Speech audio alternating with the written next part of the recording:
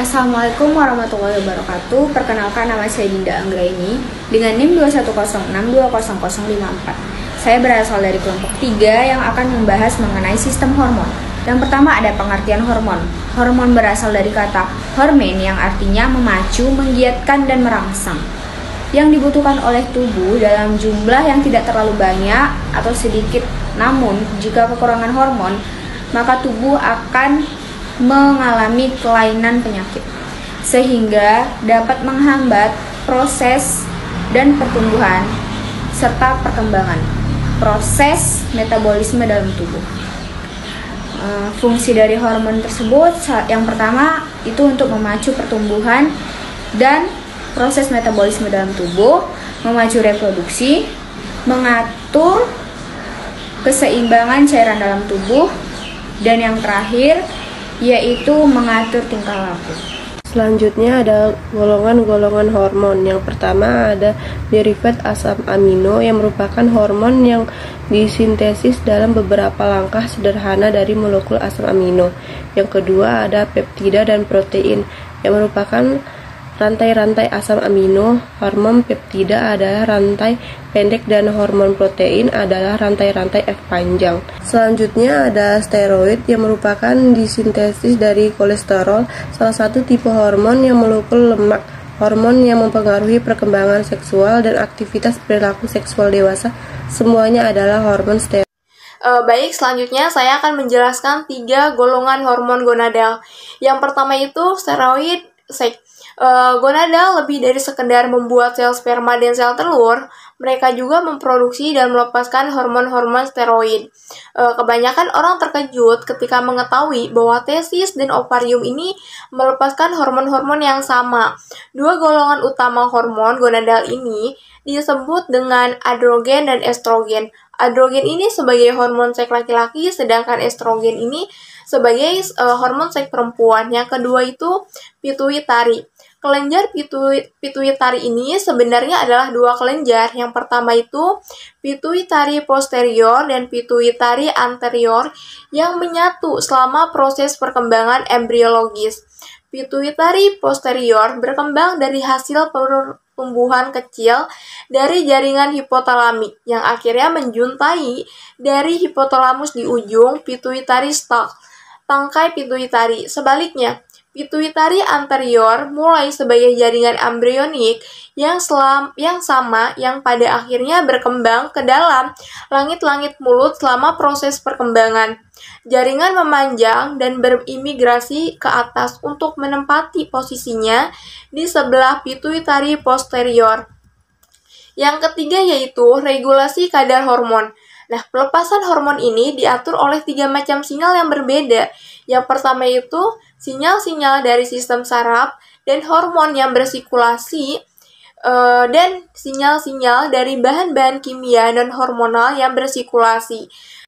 Ada perbedaan mendasar antara diferensiasi organ-organ reproduksi eksternal dan diferensiasi organ-organ reproduksi internal, yakni gonal dan saluran reproduksi. Setiap janin normal mengembangkan prekurso terpisah antara gonal laki-laki yaitu medula dan gonal perempuan yaitu korteks, dan untuk saluran reproduksi laki-laki yaitu sistem Wolffian dan saluran reproduksi perempuan yaitu sistem Mullerian. Baik, selanjutnya itu ada efek hormon gonadal. Setelah individu mencapai kematangan seksual, hormon-hormon gonadal mulai berperan dalam mengaktifkan perilaku reproduksi.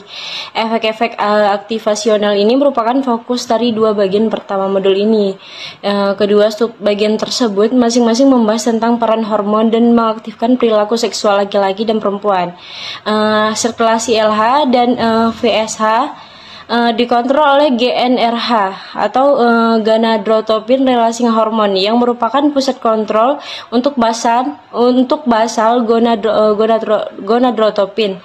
Masa evolusi dan onset pubertas pada masing-masing individu. Proses sekresi basal gonadotropin ini dipengaruhi oleh beberapa macam proses. Yang pertama itu ada episode sekresi, Pada wanita dan pria, proses sekresi LH dan FAH bersifat periodik, di mana terjadinya secara bertahap dan pengeluarannya dikontrol oleh GnRH. Yang kedua itu ada umpan balik positif atau positive feedback. Pada wanita selama siklus menstruasi, estrogen memberikan umpan balik positif kepada GnRH untuk mengekspresikan LH dan FAH, dan peningkatan kadar estrogen selama fase folikuler merupakan stimulus dari LH dan FAH setelah pertengahan siklus, sehingga ovum menjadi matang dan menjadi terovulasi. Yang itu ada umpan balik negatif. Proses umpan balik ini memberi dampak pada sekresi gonadotropin. Pada wanita terjadinya kegagalan pembentukan gonad primer, dan proses menopause disebabkan karena peningkatan kadar LH dan FSH yang dapat ditekan oleh terapi estrogen dalam jangka waktu yang lama. Baik, materi selanjutnya adalah jenis-jenis penyakit pada sistem hormon. Nah, pada kesempatan kali ini kami akan membahas 4 penyakit pada sistem hormon. Nah, yang pertama itu ada akromegali. Nah, akromegali ini adalah gangguan hormonal yang terjadi akibat kelenjar hipofise yang menghasilkan terlalu banyak hormon pertumbuhan pada orang dewasa. Akromegali ini disebabkan oleh adanya produksi hormon pertumbuhan yang berlebihan secara terus-menerus oleh kelenjar hipofise. Contoh atau gejala dari penyakit ini seperti pembengkakan pada tangan dan kaki, tulang hidung membesar, bibir membesar, dan sebagainya. Dan penyakit ini biasanya terjadi pada usia dewasa muda atau 40-45 tahun.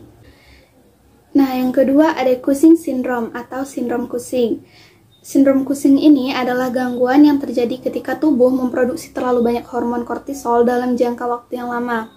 Tanda-tanda atau gejala dari sindrom Cushing ini seperti obesitas tubuh bagian atas, wajah bulat, kulit yang memar dengan mudah, dan lemah tulang, kelebihan pertumbuhan rambut, tubuh, dan ketidakteraturan menstruasi pada wanita, dan juga penurunan kesuburan pada pria. Yang ketiga ada diabetes insipidus. Diabetes insipidus ini adalah suatu keadaan di mana terjadi kekurangan hormon antidiuretik yang menyebabkan rasa haus yang berlebihan dan pengeluaran sejumlah besar air kemih atau air kencing. Diabetes insipidus ini terjadi akibat penurunan pembentukan hormon antidiuretik, yaitu hormon yang secara alami mencegah pembentukan air kemih yang terlalu banyak. Dan yang keempat adalah diabetes mellitus. Diabetes mellitus ini adalah suatu penyakit di mana kadar glukosa atau gula sederhana di dalam darah tinggi karena tubuh tidak dapat melepaskan atau menggunakan insulin secara kuat. Kesimpulannya adalah hormon adalah senyawa kimia yang dihasilkan oleh kelenjar endokrin, disekresikan ke darah, dan dibawa ke jaringan tertentu untuk dihasilkan efek fisiologis. Efek fisiologi sendiri adalah efek yang timbul dalam perubahan fisik atau yang bisa dilihat kayak postur tubuh, kulit, mata, dan lain-lain. Selanjutnya ada hormon juga memiliki kerja autokrin dan parakrin. Nah, autokrin ini apabila substansi dihasilkan oleh suatu sel dan akan beraksi pada sel tersebut. Nah, sedangkan parakrin sendiri apabila substansi dihasilkan oleh sel yang spesifik dan akan bekerja pada sel-sel berikutnya.